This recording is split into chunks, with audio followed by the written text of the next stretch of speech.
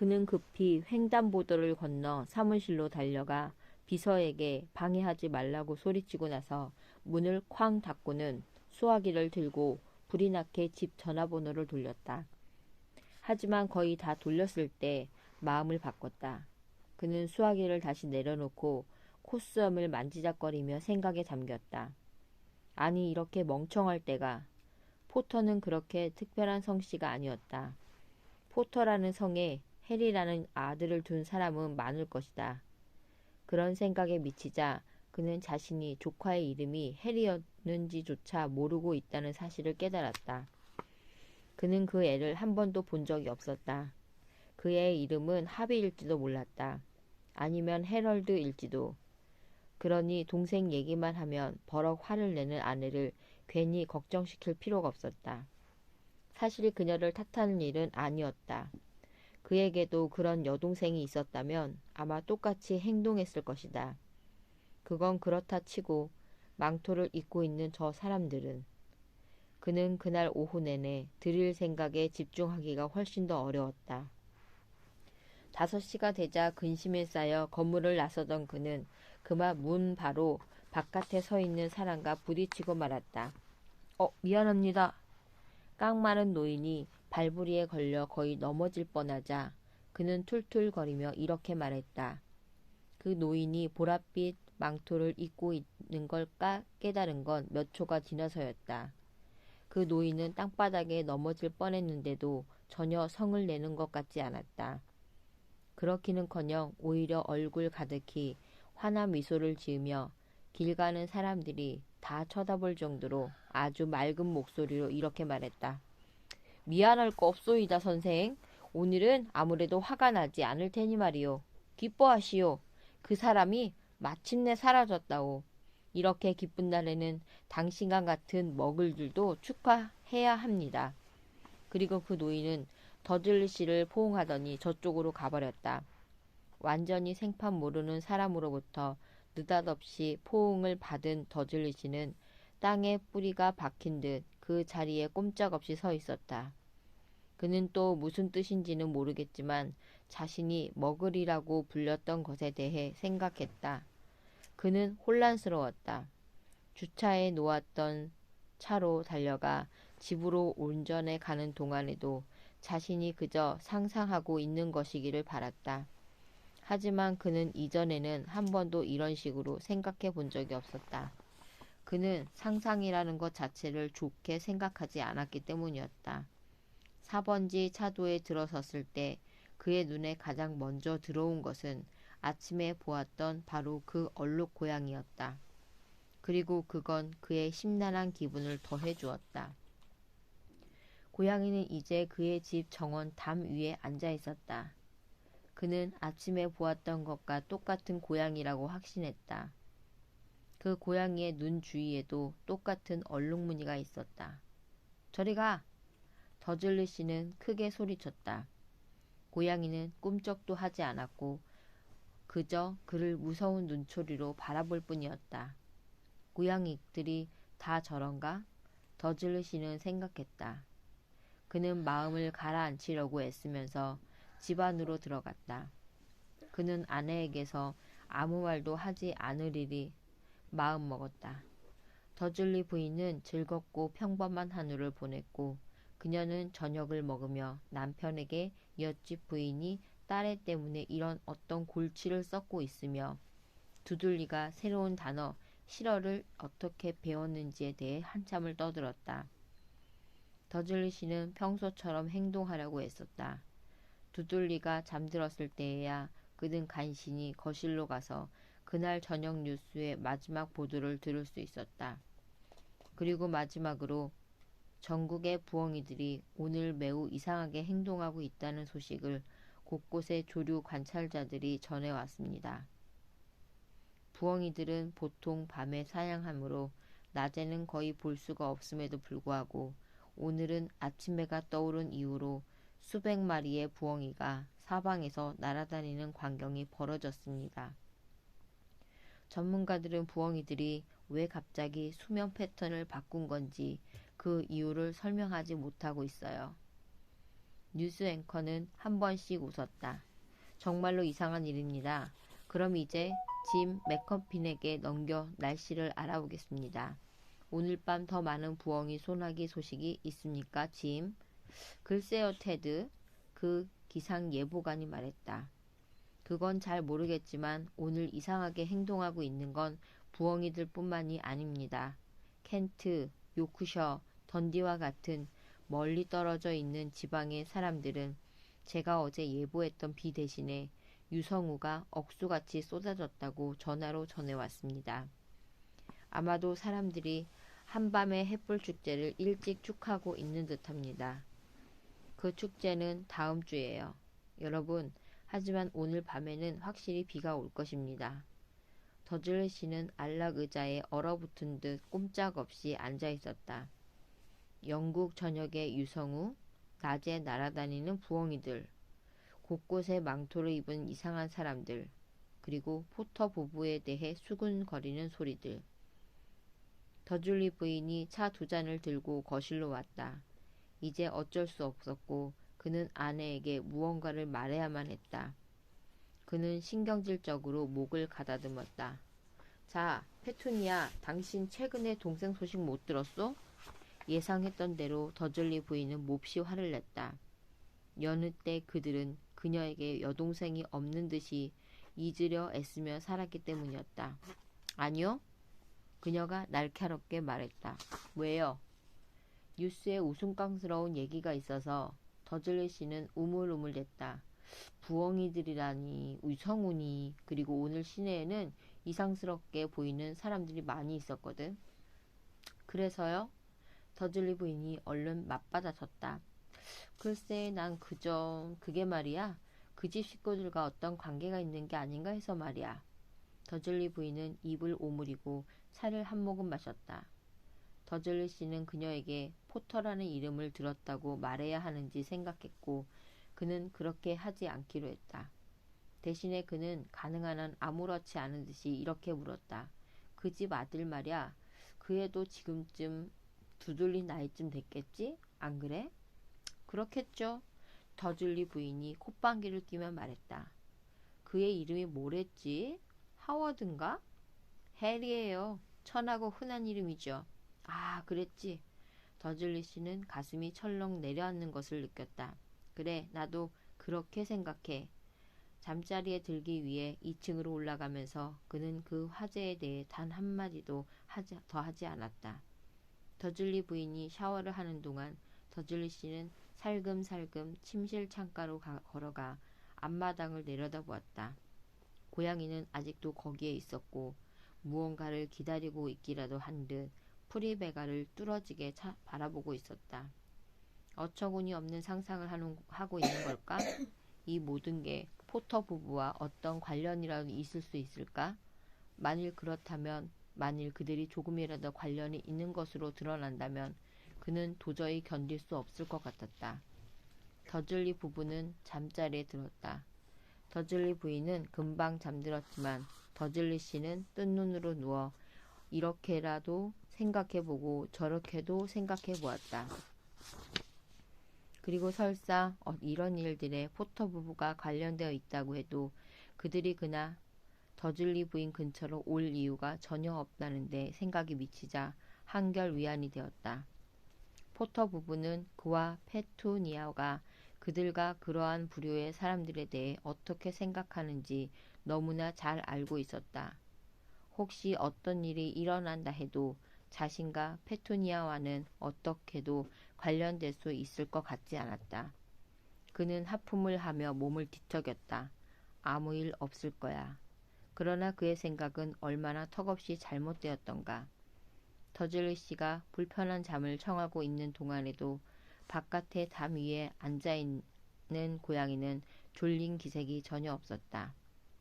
고양이는 프리베가 저쪽 모퉁이에서 눈 하나 깜빡이지 않고 조각봉처럼 조용히 앉아 있었다. 고양이는 옆길에서 자동차 문이 쾅 닫히는 소리가 났을 때, 부엉이 두 마리가 머리 위로 급습해 왔을 때도 좀처럼 움직이지 않았다. 사실 고양이는 자정이 될 때까지 거의 미동도 하지 않았고, 고양이가 지켜보고 있던 길 모퉁이에서 마치 땅에서 솟아나기라도 한 듯 소리도 없이 갑자기 사람 하나가 나타났다. 고양이가 꼬리를 움찔거리며 눈을 가늘게 떴다. 프리베가에서는 한 번도 본 적이 없던 사람이었다. 그는 키가 크고 말랐으며 허리띠를 덮을 만큼 길게 자란 은빛 머리카락과 수염으로 보아 나이가 매우 많은 게 분명했다. 그는 땅바닥에 질질 끌리는 긴 보랏빛 망토에 죬새가 달린 굽 높은 장화를 신고 있었다. 그의 하늘빛 파란 눈은 반달 모양의 안경 뒤에서 광채를 누고 있었고 코는 길게 구부러져 있어서 적어도 2번은 부러졌을 것 같았다. 이 사람의 이름은 알버스 덤블도였다. 알버스 덤블도어는 그가 전혀 환영받지 못하는 어떤 곳에 막 도착했다는 사실을 깨닫지 못하고 있는 것 같았다. 그는 망토를 뒤지며 열심히 무언가를 찾고 있었다. 하지만 무언가가 그를 지켜보고 있다는 걸 깨달았는지 갑자기 고개를 들어 길 저쪽에서 여전히 그를 뚫어지게 쳐다보고 있는 고양이를 올려다보았다. 어떤 이유에서인지 그 고양이의 꼴이 그를 재미나게 한 것 같았다. 그는 낄낄 웃더니 이렇게 중얼거렸다. 진작에 알아봤어야 하는 건데. 그는 안주머니에서 찾고 있던 걸 발견했다. 그것은 은빛 라이터처럼 보였다. 그는 그것을 탁 하고 열더니 공중으로 치켜 올려 찰칵 소리가 나게 했다. 그러자 조그맣게 펑 하는 소리가 나면서 가장 가까이 있는 가로등이 꺼졌다. 그리고 그가 다시 찰칵하자 그 다음 가로등이 깜빡거리며 나가버렸다. 그가 그렇게 가로등 끄기를 12번 하자 이제 그 거리에 남아있는 불빛이라곤 바늘로 콕 찔러둔 것처럼 작게 보이는 멀리서 그를 지켜보고 있는 고양이의 2눈뿐이었다. 만약 지금 창밖을 내다보는 사람이 있다면 언제나 흥미거리를 찾아 말똥말똥 빛나는 눈을 가진 더즐린 부인조차도 저 아래 길에서 어떤 일이 벌어지고 있는지는 전혀 보지 못했을 것이었다. 덤블도어는 그 라이터 모양의 것을 다시 망토 안으로 밀어넣고 사버지 쪽으로 내려가 고양이 옆에 있는 담벼락에 앉았다. 그리고 고양이를 바라보지도 않은 채 이렇게 말했다. 여기서 당신을 만날 줄 알았소, 맥고나걸 교수. 그러나 그가 고개를 돌려 그 얼룩 고양이에게 미소를 지었을 때는 이미 고양이는 사라지고 없었다. 대신에 그는 고양이의 눈 주위에 있던 바로 그 얼룩무늬 모양의 네모난 안경을 끼고 있는 다소 부침성이 없어 보이는 여자에게 미소를 짓고 있었다. 그녀 역시 망토를 입고 있었지만 그녀의 망토는 에메랄드빛이었다. 그녀의 까만 머리는 돌돌 말려 틀어 올려져 있었다. 그녀는 굉장히 당황한 표정이었다. 저라는 걸 어떻게 아셨죠? 그녀가 물었다. 이봐요, 교수. 난 그렇게 뻣뻣이 앉아있는 고양이는 본 적이 없어요. 교수님도 벽돌담 위에 온종일 앉아있었다면 그렇게 뻣뻣해졌을 거예요. 맥고나골 교수가 말했다. 온종일이라고요? 그럼 축하를 할 겨를도 없었겠구려. 난 여기 오는 길에 축제와 파티를 수십 번은 거쳤을 거요. 맥고나걸 교수는 화가 나서 콧방귀를 뀌었다. 아, 그러시겠죠. 모두가 축제 기분에 젖어 있군요. 좋아요. 그녀가 조바심을 내며 말했다. 교수님도 같은 생각이시겠지만 그들은 조금 더 조심하는 게 좋을 거예요. 그래선 안 돼요. 머글들조차도 무언가 심상치 않은 일이 벌어지고 있다는 걸 눈치챘단 말이에요. 그들의 뉴스에도 보도가 되었다고요. 그녀는 다시 더즐리 부부의 어두운 거실 창문 쪽으로 고개를 획 돌렸다. 전 그 뉴스를 들었어요. 부엉이 때 하며 유성우. 글쎄요, 그들은 바보가 아니에요. 무언가를 알아채지 않을 수가 없었다고요. 켄트 지방에는 유성우들이 떨어졌어요. 그건 분명 데달로스 디글이 한 짓일 거예요. 그는 분별 없는 사람이니까요. 그들은 탓할 수가 없어요. 덤블도어가 부드럽게 말했다. 우린 지난 11년간 축하할 게 지독히도 없었었죠. 저도 그건 알아요. 맥고나걸 교수가 흥분해서 대꾸했다. 하지만 그게 축제 기분에 젖어 있을 이유는 못 돼요. 사람들은 환한 대낮에 거리에서 심지어 먹을 옷도 입지 않고 여기저기 모여 수군댔어요. 전혀 조심하지 않고 있다고요. 그녀는 이 부분에서 덤블도어가 무슨 말을 해주길 바라기라도 하는 것처럼 그를 곁눈질로 날카롭게 쏘아보았지만 그가 아무 말도 하지 않았으므로 말을 계속했다. 그 사람이 사라져 버리자마자 바로 그날로 머글들이 우리 모두에 대해 알아낸다면 뭐가 그리 좋겠어요. 그런데 그는 정말 사라진 거겠죠? 덤블러 교수님? 그런 거 같소.